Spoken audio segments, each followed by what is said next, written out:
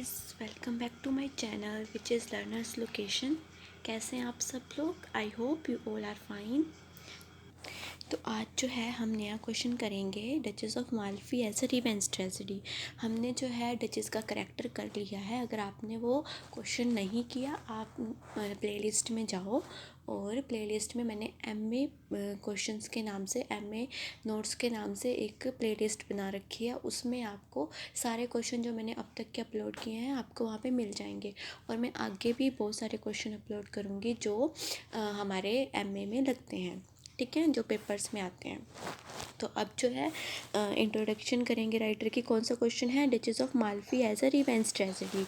तो इसमें जो इंट्रोडक्शन है राइटर की, ये जो जॉन वेबस्टर थे, इन्होंने ये डचेस ऑफ माल्फी लिखा। ये ट्रेजेडी है और ये कब, इनका जन्म कब हुआ था? 1580 और इनकी डेथ हुई थी 1632, ठीक है। ये क्या थे? ये एक जैकोबियन ड्रामेटिस्ट थे, best known for his tragedies. कौन सी tragedies? White devil and the duchess of Malfi. ये जो इन ट्रेजेडीज़ के लिए ज़्यादा जाने जाते थे। Which are regarded as masterpiece of early 17th century. Masterpiece थे ये जो ट्रेजेडीज़ थी इनकी। His career and life overlapped William Shakespeare. William Shakespeare के ये कंटेम्प्रेरी थे। जब विलियम शेक्सपियर उस टाइम में ये दोनों मतलब कंटेम्प्रेरीज थे। तो he was a great Elizabethan dramatist but he was a little admired during his life time. जब तक ये जिंदा थे तब तक ये इनको कम एडमायर किया गया, इनको इतनी पॉपुलैरिटी नहीं मिली जितनी कि आज है। हम इनको जानते हैं, हम इनको पढ़ रहे हैं ना, तो इस हिसाब से। तो today Webster is recognized not as a dramatist who carried forward the revenge theme in drama। जो आज ना केवल इनको हम एज ए ड्रामेटिस्ट जानते हैं, पर जबकि जो इनकी जो थीम है रिवेंज थीम, उसके लिए भी इन्हें जाना जाता है, ठीक है। एज ए क्रिटिक राइट्स, एक क्रिटिक ने इनके बारे में क्या लिखा है? Webster is a good showman by the show assertion of one strange idea another he builds a towering terror. जो हम एक आइडिया के बाद दूसरा आइडिया जो आ रहा है, मतलब जो इनके आइडियाज़ हैं, जो इनकी थीम है, जो इन्होंने प्लॉट बनाया है, अगर एक ख़त्म होता है तो दूसरे एक के बाद दूसरा जो है और ज़्यादा टेरर के साथ आ रहा है यहाँ पे, ठीक है। आपने जब ये पढ़ा होगा प्ले, तब आपने देखा होगा कि कितना डरावना है ना। हमें खुद होता है कि अब क्या होगा, क्यूरियोसिटी होती है कि ये क्या कर रहे हैं, है ना। तो ये इनके कहने का यही मतलब है। Duchess of Malfi was written by John Webster in 1623 में इन्होंने ये लिखा। It is a play of young widow के ऊपर प्ले है, जो who is forbidden by her brothers to remarry. Main जो बात है यहाँ पे क्या है, इसके ब्रदर्स जो थे, जो ये यंग विडो थी, इसके ब्रदर्स चाहते थे कि ये शादी ना करे दोबारा, दूसरी शादी। तो अगर जब इसने ये शादी कर ली और इसके भाइयों को इसका सीक्रेट पता चला, तो उन्होंने क्या किया, इसको जेल में डाल दिया और इसका मर्डर कर दिया। स्टोरी ये है।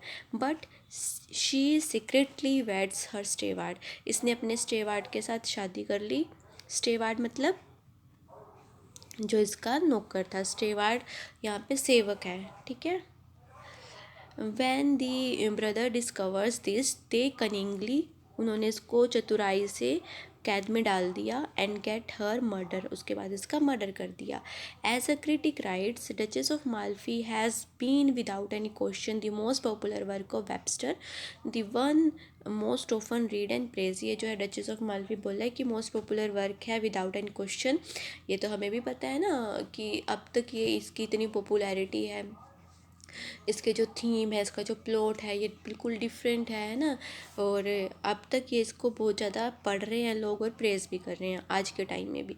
अ revenge tragedy is a tragedy. अब यहाँ से देखो क्वेश्चन बताती हूँ मैं आपको। ये जो है राइटर की इंट्रोडक्शन एंड जो हमारा वर्क है उसकी इंट्रोडक्शन, ये आप हर क्वेश्चन में अपने यूज़ कर सकते हो। अगर ये क्वेश्चन भी नहीं आया तो आप जो ये इंट्रोडक्शन है ये आपके हर क्वेश्चन में यूज़ हो सकती है। जैसे करेक्टर ऑफ डचेस था, मैंने उसमें भी सेम इंट्रोडक्शन यूज़ करी, क्योंकि याद हम एक ही कर सकते हैं ना। तो एक चीज़ तो हम ऐसे याद कर ले जो हमारी बार बार काम आए, तो ये आपके हर क्वेश्चन में काम आएगी। हमारा जो क्वेश्चन है ये यहाँ से है। अ revenge tragedy is a tragedy in which the tragic calamity is brought about by the pursuit and accomplishment of revenge. तो रिवेंज में क्या होता है? रिवेंज मतलब बदला लेना, किसी अपने बात का बदला लेना, किसी चीज़ जो आपको बुरी लगी उसका बदला लेना, है ना। जैसे हैमलेट था, हैमलेट में क्या था, क्लोडियस से उसने बदला लिया था क्योंकि उसके चाचा ने उसके पापा को मार दिया था, है ना। तो उसी तरीके से यहाँ पे भी रिवेंज है, पर यहाँ का रिवेंज बिल्कुल डिफरेंट है। भाई अपनी बहन से बदला ले रहे हैं, क्यों ले रहे हैं? तो क्योंकि उसने शादी कर ली। शादी मेन कारण नहीं था, हम आगे पढ़ेंगे कि उन्होंने क्यों अपनी बहन को मारा। तो ये जो है इसके अंदर ट्रेजिक कैलेमिटी, कुछ ऐसा टेरर आएगा, कुछ सैडनेस आएगी, horror, blood, violence, supernatural powers, ये सब कुछ जो है रिवेंज ट्रेजेडी का हिस्सा होती हैं। तो ये डचेस ऑफ माल्फी बोल रहा है, वेबस्टर की Duchess of Malfi is considered to be revenge tragedy, ये रिवेंज ट्रेजेडी की तरह कंसीडर की जाती है। The Latin play Seneca of first century AD is considered to be one establish the revenge play tradition. इसको जो Seneca है Latin play में, लैटिन का प्ले है, इसको बोला जाता है कि यहाँ से जो है रिवेंज ट्रेडिशन शुरू हुआ, रिवेंज प्ले का ट्रेडिशन। फिर उसके बाद जो इसके अंदर क्या था, इनके अंदर सेनेकन ट्रेजेडीज़ के अंदर हॉरर मिलता था, वॉयलेंस मिलती थी, ठीक है। थॉमस किड थे, वो उन्होंने क्या किया था, वो लेके आए थे इंग्लिश ड्रामा के अंदर रिवेंज ट्रेजेडी। नाम क्या था उनके प्ले का? The Spanish tragedy. देखो ये थी लैटिन की ये तो थी लैटिन की सिनेका, ठीक है। ये सिनेका लैटिन की थी, और जो इंग्लिश में लेके आए वो कौन लेके आए? थॉमस किड लेके आए। उनकी ट्रेजेडी का नाम क्या था? Spanish tragedy. लेटर उसके बाद ये tradition lived in a long line Shakespeare's Hamlet. अब उसके बाद जो है शेक्सपियर का हैमलेट, अब डचेस ऑफ माल्फी, उसके बाद तो लाइन लग गई। According to a critic, the tragedy in Duchess of Malfi is full of Shakespearean reminiscence. Reminiscence मतलब अगर जब हम डचेस ऑफ माल्फी पढ़ेंगे तो हमें एकदम क्या याद आएगा? हमें शेक्सपियर का हैमलेट याद आएगा, है ना, कि उसमें भी सेम थीम थी, कुछ वैसा सा ही था। तो जो मतलब इसमें जो है थोड़ी थोड़ी हमें परछाई उसकी दिखेगी शेक्सपियर की। There are plenty of horror scenes in the duchess of Malfi. बहुत सारे हॉरर सीन्स हैं, making it worthily to be classified as melodrama. Melodrama consider करने के लिए ये मतलब जो हॉरर सीन्स डाले गए हैं ये काम कर रहे हैं। The two act of the play have, last two act जो थे, have abundance of them. Horror scenes की अबंडेंस है किसमें? लास्ट टू एक्ट्स में।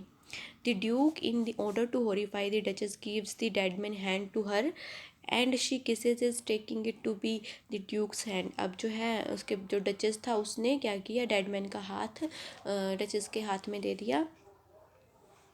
तो और फिर डचेस ने क्या सोचा कि ये ड्यूक का हैंड है, और उसने उसको किस कर दिया। The spectacles of waxen images of dead bodies of Antonio and children presented before duchess is another horrifying scene. ये अनदर हॉरिफाइंग सीन इसके अंदर इन्होंने डेड बॉडीज़ दिखा दी। एंटोनियो कौन था? उसका हस्बैंड था, और उसके बच्चों की जो डेड बॉडीज़ डचेस के सामने रख दी, और उसको मतलब हॉरीफाई सीन है ये, जब वो अपने बच्चे को देखेगी, अपने हस्बैंड की डेड बॉडीज़ देखेगी, क्या उसके ऊपर बीतेगी, ये सब कुछ जो है यहाँ पे दिखाया गया हॉरीफाइड सीन बनाने के लिए। Dance of madman, Bosola as a tomb maker, appearance of जो उसे मारने आए थे बेल और कोड लेके in procession creates horror scene. ये सारे जो है हॉरर सीन्स क्रिएट कर रखे हैं वेबस्टर ने इन सब चीज़ों का यूज़ करके। Then there are 10 murders taking place on the stage one after another. 10 murders हुए थे स्टेज के ऊपर, एक के बाद एक। तो Webster pushes the devices of physical horror to their farthest limit.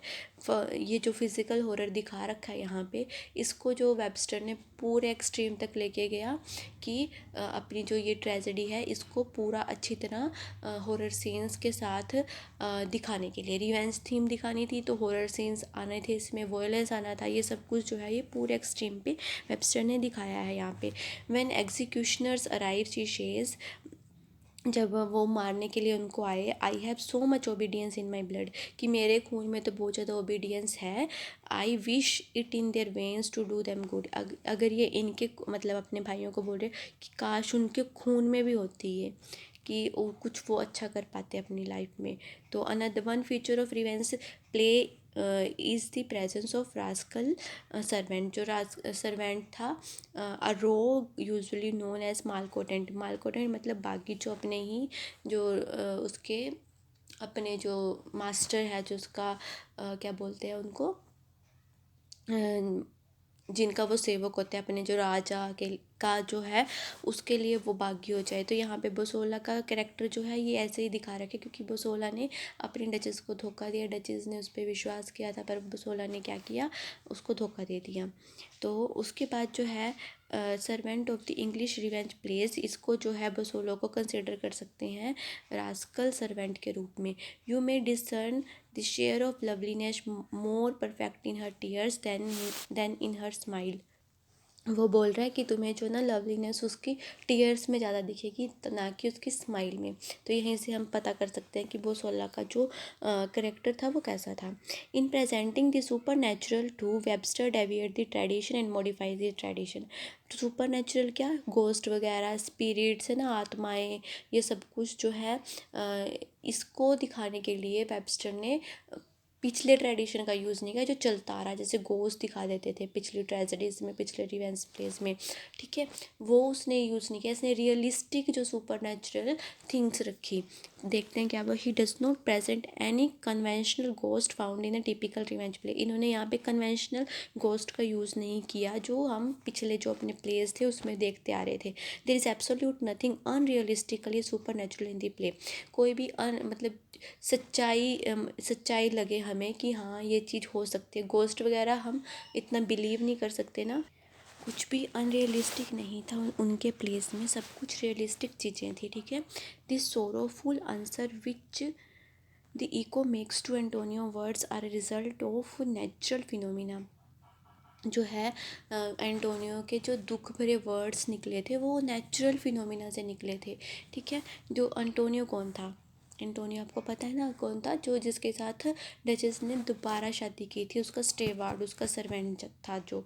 तो इसने बोला एंटोनियो ने, and on the sudden clear light presented me a face folded in a sorrow. ये क्लियर है, ये जो है क्लियर है, okay. In Elizabethan drama scenes of madness use to be shown on the stage. ये जो है सीन्स, मैडनेस के सीन्स जो हैं स्टेज पे दिखाए जाते हैं एलिजाबेथन ड्रामा में। Webster to present the chorus madness according to the revenge tradition. Webster ने भी जो है कोरस को प्रेजेंट किया, कोरस की मैडनेस को प्रेजेंट किया रिवेंज ट्रेडिशन के अकॉर्डिंग, ठीक है। There is some psychological interest present in it. Psychological interest था इसके अंदर। The Duke devises this scheme to torture the Duchess with the intention of turning her mad.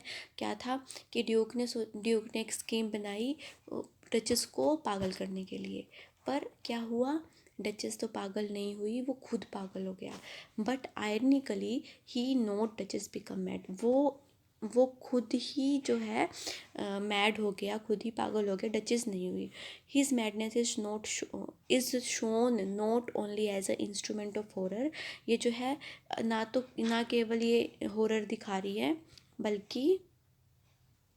बल्कि ये जो है ये दिखा रही है, but to show the that the crime has knocked him out of his sanity. मतलब जब हम बोल देते हैं ना कि जो जो कर्मों का फल है हमें मिलता है, तो वही बात है कि इसको अपने कर्मों का फल मिल गया, इसके जो कर्म थे उन्होंने उसको नॉक आउट कर दिया।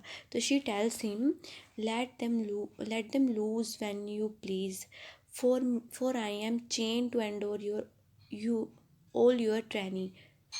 ये जो है इसने बोला है, revenge is not sacred duty in the duchess of Malfi, thus the play differ from the traditional ones. ये जो है प्ले जो है जो ट्रेडिशनल प्लेस थे उनसे थोड़ा डिफ़र करता है। क्यों डिफ़र करता है, revenge in its most grotesque form is presented here. मतलब रिवेंज जो है बिल्कुल अलग तरीके से दिखाया गया, विचित्र बोल देते हैं इसको, तो अलग तरीके से दिखाया गया। Both brothers who seek revenge are beastly villainous beings. जो दोनों ब्रदर्स थे जो रिवेंज सीख कर रहे थे वो एक मतलब खुद बिस्ट थे, ठीक है। हैमलेट में क्या था, हैमलेट खुद अच्छा था और क्लोडियस बुरा था। यहाँ पे जो उल्टा है, इसके भाई जो है वो बुरे हैं और डचेस अच्छी है। तो हम देखते हैं the fact that it is not the revenge motive that impels Ferdinand to proceed against her is clear from his speech. After her death, he tells Bosola, "What was the means of her match to me? But I must confess, I had a hope," she continued, "a widow, to have gained an infinite mass of treasure, यहाँ पे treasure by the death.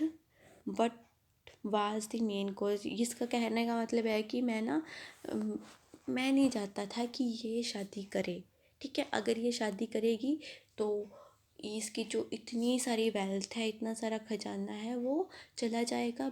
इसलिए वो नहीं चाहता था कि उसकी बहन जो शादी करे, ताकि उसको जो उसकी प्रॉपर्टी थी, उसकी जो वेल्थ थी, राज्य था उसका, है ना, किंगडम थी उसकी, वो सारा उनके हाथ में आ जाए, उनके भाइयों के। This speech clearly shows that it was no consequence to Ferdinand whether the Duchess had married to Antonio, कि चाहे वो एंटोनियो से शादी करे या किसी बेस फेलो से शादी करे, चाहे वो किसी और से शादी करे, ठीक है, मतलब जो उनके राजा थे उनसे ही simply wanted her to remain widow, वो सिर्फ विडो चाहता था, ताकि so that he could inherit her vast wealth if she died without an issue. अगर वह विदाउट एन इशू मतलब जैसे वंशज बोल देते हैं ना हम, तो अगर वो बिना किसी वंशज के उसकी डेथ हो गई, तो उसकी जो प्रॉपर्टी है वो आगे तो जाएगी नहीं किसी के पास, वो किसके पास आएगी? उसके भाइयों के पास आएगी। तो वो मेन कोज ये था उसकी डेथ का, उसके मर्डर का। The revenge motive in the Duchess of Malfi is a weak from another angle also. ये इसका रिवेंज का वीक है, रिवेंज मोटिव वीक है। कौन से एंगल से? एक और एंगल से। There is revenge motive in the Hamlet also, Hamlet के अंदर भी रिवेंज मोटिव था। बट जो हैमलेट था वो क्लोडियस को क्यों मारना चाहता था? In order to wipe out the evil from the society, वो सोसाइटी से ईविल ख़त्म करना चाहता था। बट जो रिवेंज था इसके ब्रदर्स का of the duchess is for their selfish motive, जो उनके सेल्फिश मोटिव था वो क्या था? उन्होंने खुद के लिए चाह रहे थे, वो खुद की वेल्थ चाह रहे थे, और उसके लिए उन्होंने क्या किया? अपनी बहन को मार दिया। In Hamlet readers feel sympathy for the avenger. अब जो है हैमलेट में हमें जो हैमलेट के लिए सिंपैथी फील हो रही है ना, कि उसके पापा को मार दिया तो अच्छा किया क्लोडियस को मारा इन्होंने, पर यहाँ पे उल्टा है। But in the duchess of Malfi readers feel sympathy for the victim के लिए हमें सिंपैथी हो रही है कि डचेस को इन्होंने मारा, है ना। इस हमें डचेस की तरफ सिंपैथी फील हो रही है। पर हैमलेट में कहाँ क्या था? हैमलेट में हमें हैमलेट के लिए सिंपैथी फील हो रही थी। The last word of Duchess, go tell my brothers when I land out they then may feed in quiet, कि मेरे भाइयों को बता देना जब मैं मरूँ, ताकि वो आराम से मतलब शांति से बैठ जाए। ये हम बोल देते हैं ना कि आराम से बैठ के अब शांति से खा लेना, तो वही बात है कि मैं मर गई तो बता देना मेरे भाइयों को, वो आराम से खा लेंगे। दी moral vision is another contribution of Webster to the revenge tragedy.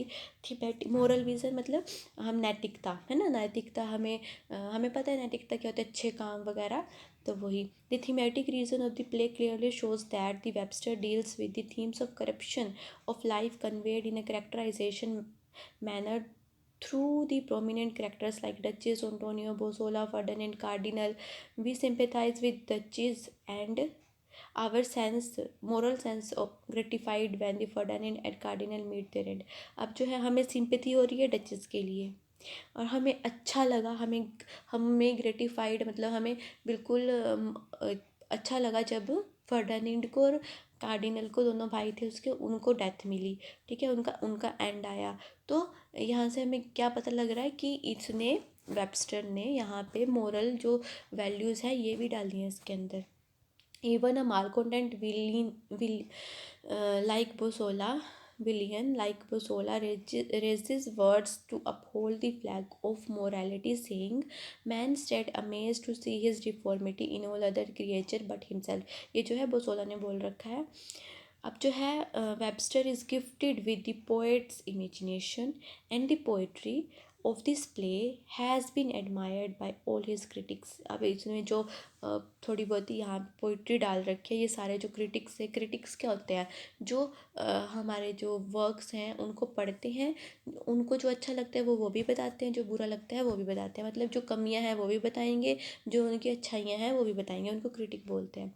According to a critic the element of greatness in the these plays are poetry of melancholy and death which dominates the whole play. ये जो death है, sadness है, ये तो पूरे play में रही ना, तो यही बोला है। So beautiful, this is beautiful, ठीक है, beautiful, so noble does he remain in the death that Ferdinand her brother who has ordered her death can not bear to see her face.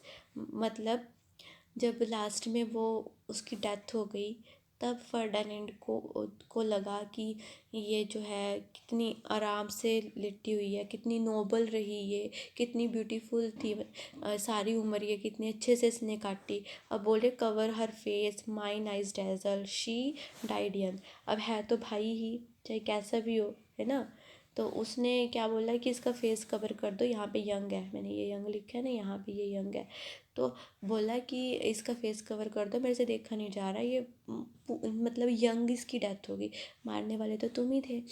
Hence it is concluded that the duchess of Malfi is written holding on to the tradition of the revenge plays of the time. However, Webster has made a great tragedy out of the revenge story, modifying the tradition in his own way।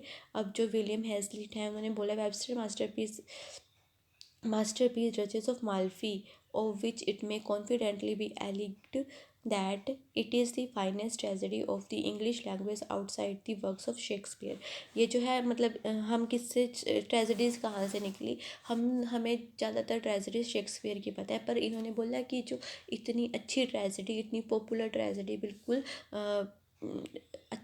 Confidently be alleged at the finest tragedy of English language. ये जो है finest tragedy है, किससे, Shakespeare से अलग।